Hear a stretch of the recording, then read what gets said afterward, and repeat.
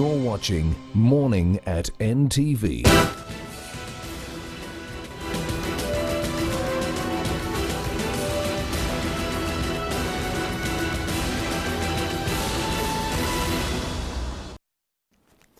A very good morning. Welcome to this edition of Morning at NTV, and it's the big story. My name is Simon Kaziatin. In the last couple of days, the March of Africa has been foaming at the mouth, accusing the US president of making derogatory remarks about our beautiful African continent. He referred to African countries, some of them, as shithole countries, and pardon my French. But in Uganda, we consider ourselves, and I have been told as much from an internationally revered leader from the West, God bless his soul, who described us as the Pearl of Africa. And from what it looks like, from our geography, from our flora and fauna, and from the incredible look of our people and the behavior we exude to foreigners and to ourselves, there's no doubt whatsoever that we're indeed the Pearl of Africa. But how do we get the world to know that we are the Pearl of Africa with incredible endowments, both in nature and even in nurture? The Uganda Tourism Board is doing precisely that, but are they doing enough? This morning we're talking about tourism and the promotion of Uganda. Is Uganda destination number one for many who want to see the tranquility of nature's endowments? Or are we still wallowing there and taking tourism as if it were one of those other sectors that don't seem to count much? I have the pleasure of hosting with me the Chief Executive Officer of the Uganda Tourism Board, Mr. Stephen Asimo. Good morning, welcome to the program, and Happy New Year. Good morning and Happy New Year. It's good to be back on air, and I know that many Ugandans traveled around the country and they had a very good festive season where they sampled the best of what this country has to offer. Including our villages. I mean, you go to your village and you just see something is totally out of the blue. You call Uganda the home of 1,070 bird species. 78. 78 bird species. You call Uganda the home of the mountain gorillas. You call Uganda the incredible place with rivers, undulating hills and everything in between. But how much of that goes out to those that should bring money here to see and enjoy these endowments? Where do we stand today? Well, first of all, Happy New Year to the viewers, and I want to thank all the Ugandans for being a part of this incredible endowment that God has given us. Like you rightly said, Uganda is home to almost the best of everything. You probably forgot to say we have the best people. We've been given accolades for being the most welcoming and hospitable nation. I don't want to throw a spanner in your works, but usually when I get robbed on the streets, I'm not robbed by Congolese, I'm robbed by fellow Ugandans, I am battered by fellow Ugandans, I am mistreated by fellow Ugandans. There's road rage on our roads by Ugandans, the border riders are Ugandans, and they're terrible people. But they are still very good people. They are friendly. I can imagine how bad people look like. Yes, but you gave asked a very pertinent question. In the last 20 years, we've seen an incredible shift in terms of interest, in terms of people visiting the country. Uganda is one of those countries which has a very high rate of return visitors. So people come for the first time and they want to come again, simply because the country is, in its small size, it's very vast in terms of experiences. You talked about the mountain gorillas down in the southwest, the incredible Rwenzori Mountains. I just returned from the east on the weekend. Mount Elgon, fantastic place. Up there, over 6,000 feet. The weather is incredible. There's a huge. You've been seeing in the news. It's very, very cold up in the northern hemisphere. Cities like New York have never experienced snow this high.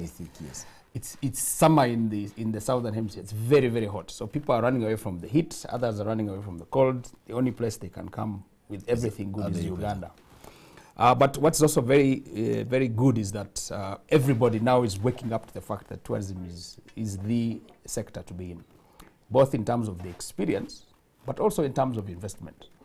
In the last almost 18 months, we've seen a series of new big hotels being opened in the country, some in the city and many in the countryside in terms of lodges.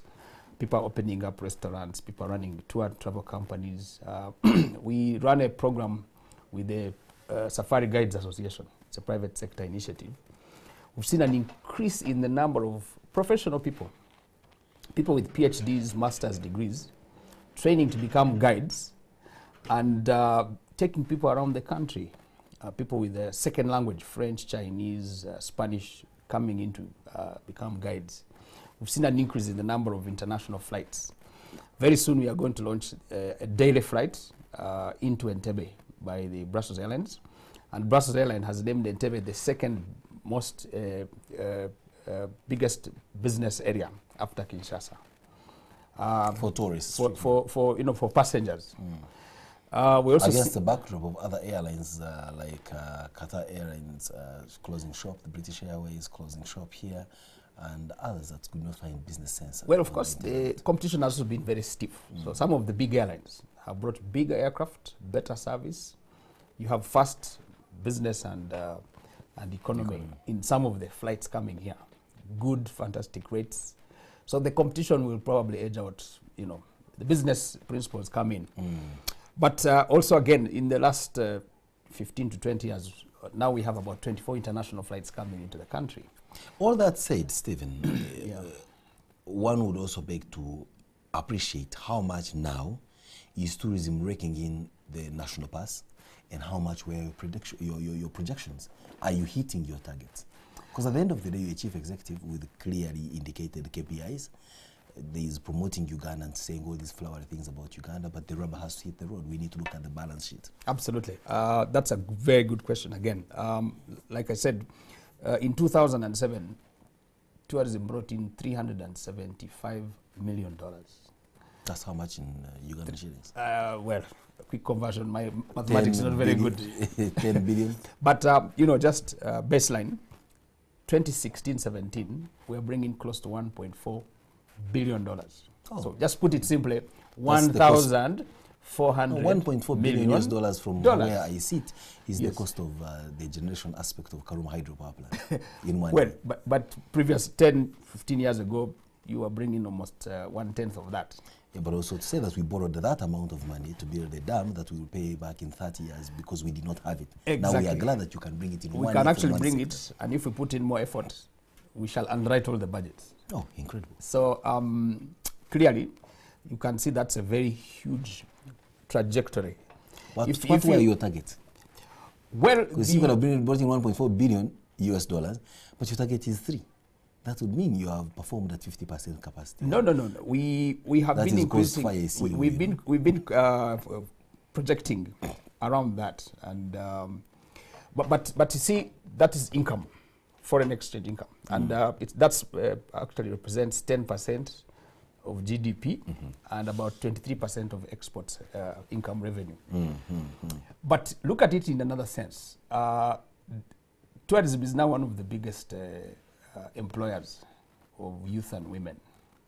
It's one of the biggest in terms of the value chain, supports a huge constituency of agriculture inputs. I mean, all these restaurants, hotels, service providers actually feed into tourism.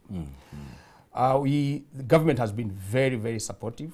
The government has been doing lots of roads, and the shift now is putting emphasis on tourism roads.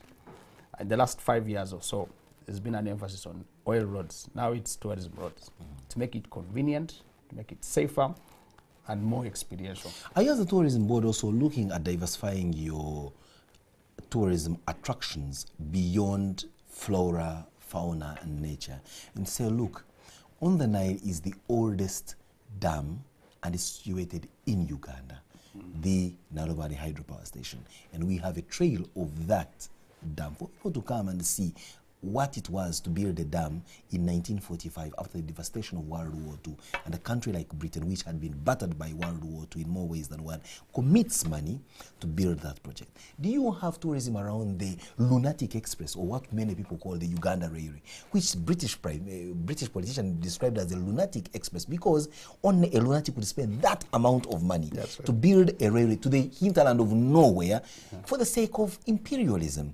A railway that had a Did you know that it had a mortality rate of 11 coolies per kilometer? Mortality rate, can you imagine? Do you also would you want to say, look, we are building the first in sub-Saharan Africa, an underground hydropower station at Karuma. Come and see the kind of stuff that this is made of. Are you looking at going into structures, monuments, and all that to diversify? Or are you leaving it for private sector to lead? Well, that's again very interesting question. The truth of the matter is that our first line of engagement was the hardware. You may have noticed that our primary selling point, our unique selling point, was the wildlife. I mean, look at it this way: you have over 50% of the world's mountain gorillas, which brings in lots of money. You have 50% of Africa's bird species. We have more birds than North America and Western Europe put together. My goodness. You have 10 national parks, 12 game reserves, over 400 forests. You have some of the most unique wildlife, flora and fauna. So that was available for the taking. Now, along that, low-hanging fruits, absolutely. But Simon, I will tell you that Uganda is uniquely gifted. And like you rightly said, there's so much to sell. Now, we want to work with the private sector. UTB can only Uganda work. Tourism Board. Uganda Tourism Board can only work with others, with other government agencies, with private sector people, and everybody, you know, the foreign affairs. Now, we are saying that Uganda is here for sale, and everybody can make money. And to that effect, we want to diversify on the products, to add value. We have a product here called the Uganda Matters, over 150 years old. It is the largest event on the continent. 3 million people come to Namugongo. For pilgrimage. For pilgrimage. However, both local and international. Actually, that's the only one that brings local people around. We have 3 million visitors in 1 week. Now, put it this way. There's a huge constituency that wants to come here in terms of pilgrimages. And we have said, look, if we got 100,000 pilgrims staying for 10 days, paying $250 a night, that is $250 million like this. In a way. We would effectively, with one product, compete with coffee as an export. Wow. The Uganda has very unique cultures. So we sell culture, we sell heritage, we sell history. And like you said, there are some very, very low-hanging fruits. Right over there, we sell history. Yes. Much of our history is being dissipated. Maybe under your watch, I do not know. No. I can't locate Ardina Vislam's shop, the first shop in Kampala. Yeah. I would struggle to locate Fort Lugard, and it was remodeled. Much of what used to be good architectural design that speaks of our heritage as a country and the colonialism that we went through is being broken down to create bathroom structures. Why do I call them bathroom structures? They have bathroom tiles on the outside all over the place. They just look so bad. Unfortunately. Look at, I don't know, I don't want to rant, but you go to Iganga, for example, on the high street of Iganga, there are those incredible Mabati houses, built with Mabati from down. It tells you of a certain history around this trading town. But all that is being broken up, and you have these so-called arcades being built with bad infrastructure, bad architecture, poor workmanship, and things of that nature. Let's talk about the forest that you're talking about, the natural, the natural physical features, swamps that are heritage to the incredible crested crane. These are being denigrated in the name of so-called development. We have encroachment on our national parks for agriculture and other land pressures that are on. We've got a competition between man, Ugandan, and the animals that should rake in. Tourism in Moya, people are literally fighting with elephants coming in from the incredible Makishon Falls. So there is that we are selling, and then there is the dissipation that comes with it. How is the Uganda Tourism Board working with other government agencies, Uganda Wildlife Authority, National Environment Authority, Physical Planning Authorities, ensuring that we preserve that you intend to make money from? Very good challenge. I'll tell you this, Simon. We have a saying in the Uganda Tourism Board that tourism is everybody's business. That's a good one. We have also established what we call regional clusters. We have gone to the traditional regions, Busoga, Buganda, Acholi, Lango, Karamoja, West Nile, Bugisu, Kigezi, Ankole, Toro. And we're saying, if you preserve culture and you preserve heritage and you protect your forests and you create an enabling environment for people to come and stay, you make money, you preserve the environment, your great-grandchild will benefit from this resource. But who is in charge, Stephen? You see, when you talk about, say, let's give an example. You're telling Lango to preserve its heritage and its endowments. Yeah. Who takes the lead? Everybody Are they takes the lead. stronger than an army general thinking that he can just attack some forest and break it down and start farming there? Are they more powerful than a high government official descending on a swamp and clearing it for some form of agribusiness? So who are you dealing with that is going to actually safeguard these things? We are dealing with everybody. We are dealing with traditional leaders. We are dealing with local government leaders. We are dealing with business people. We are dealing with all and sundry. I'll give you an example. Our mountain gorillas were very, very endangered down in the southwest, in Windi and Mugahinga. Our incomes were very low. Poaching was high. Encroachment was terrible. Immediately, government set up a policy where they remit 20% of the proceeds that come from the national parks to the local communities. Okay. I think in the last 1 week, you've been seeing Uganda Wildlife Authority and the Minister of State for Tourism giving out certificates, money certificates, checks to the local communities.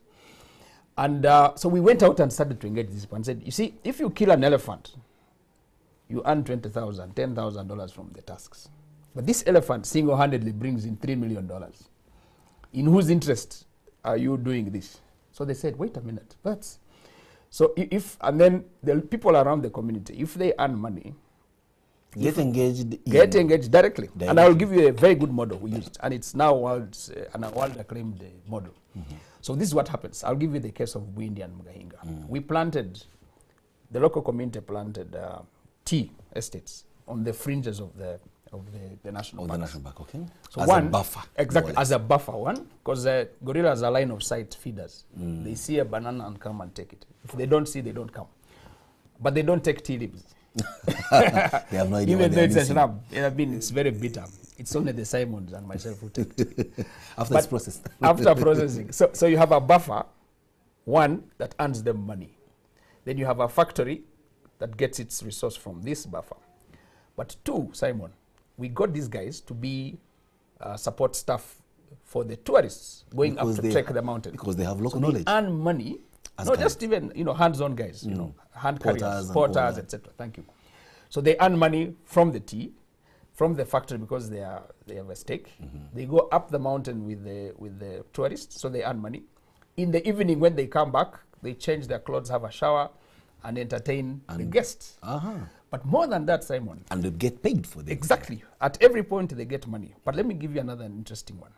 The women back home, or the youth, are making memorabilia, they are making art crafts, they are making stuff which they sell to them. They entertain these guys.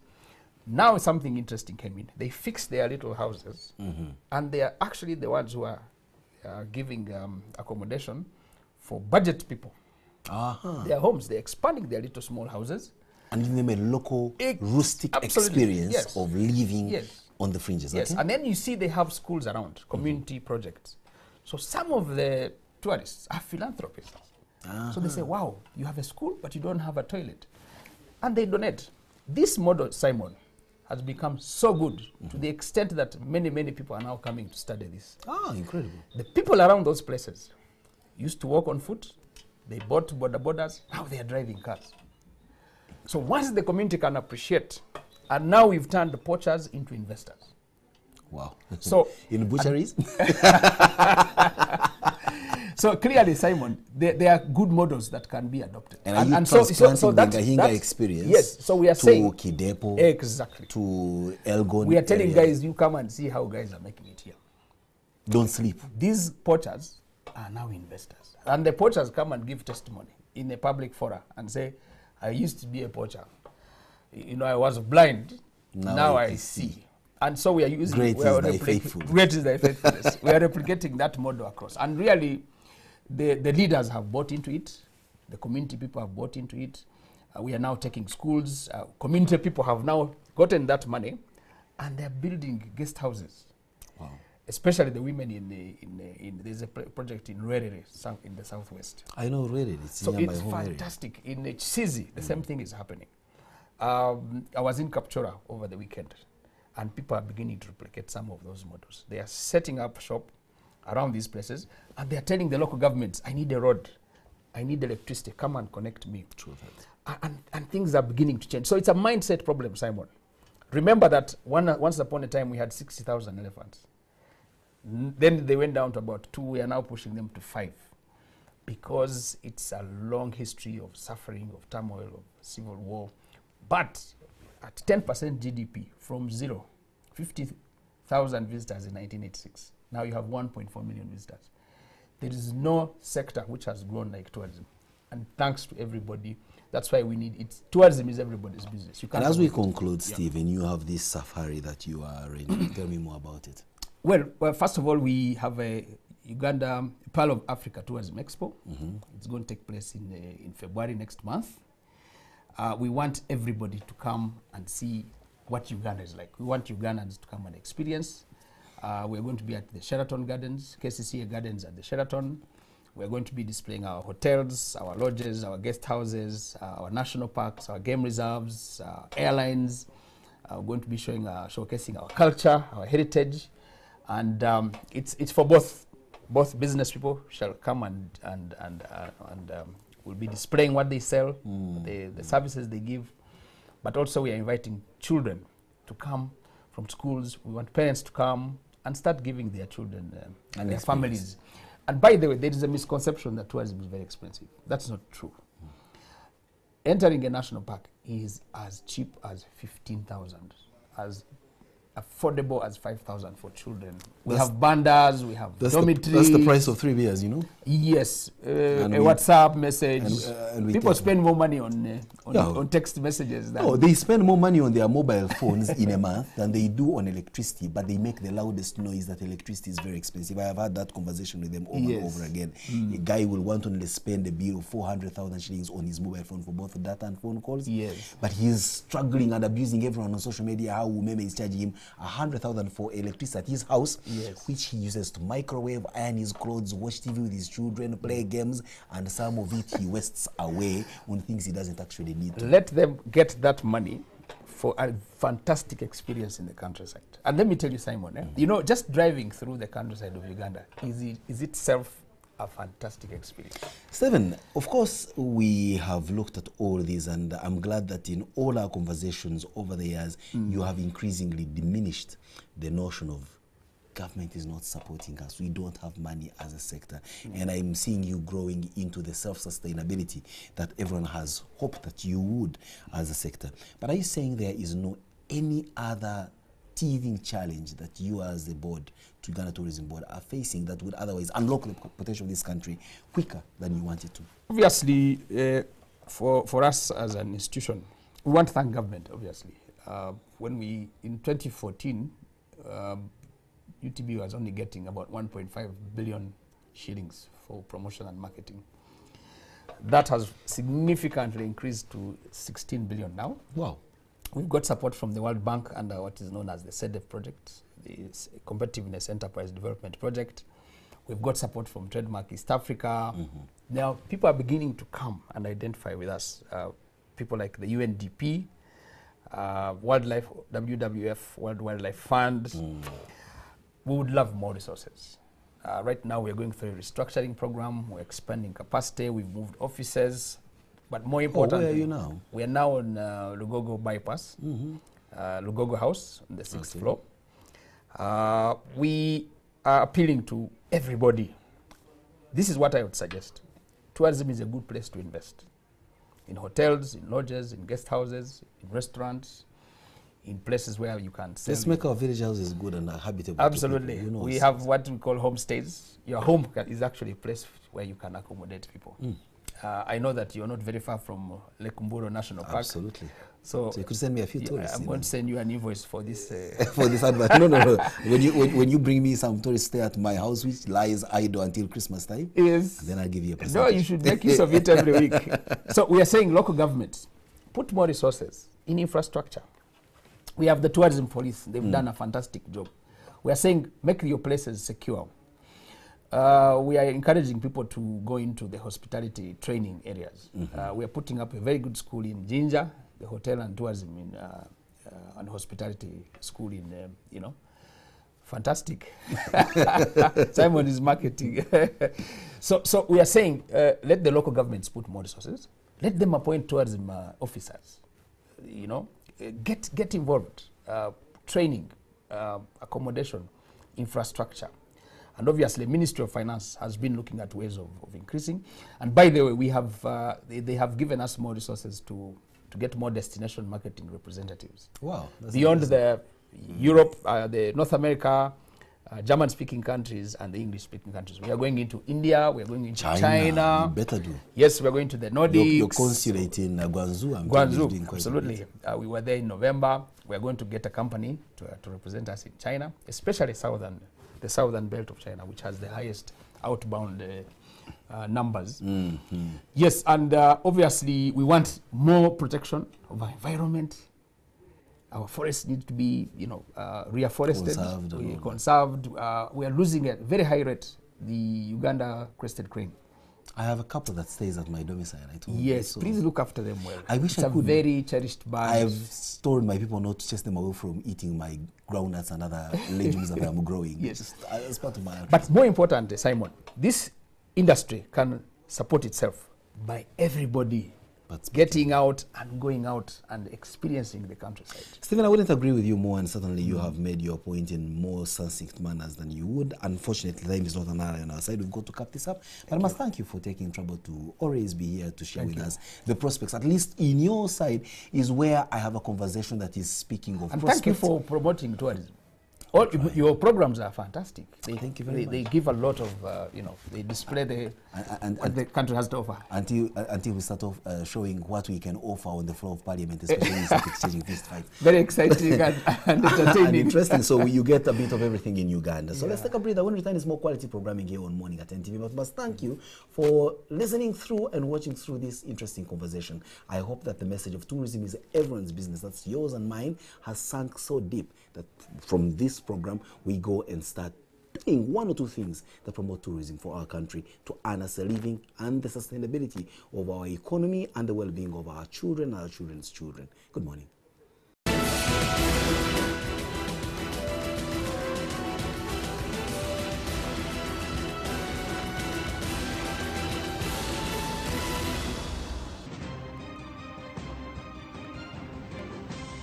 You're watching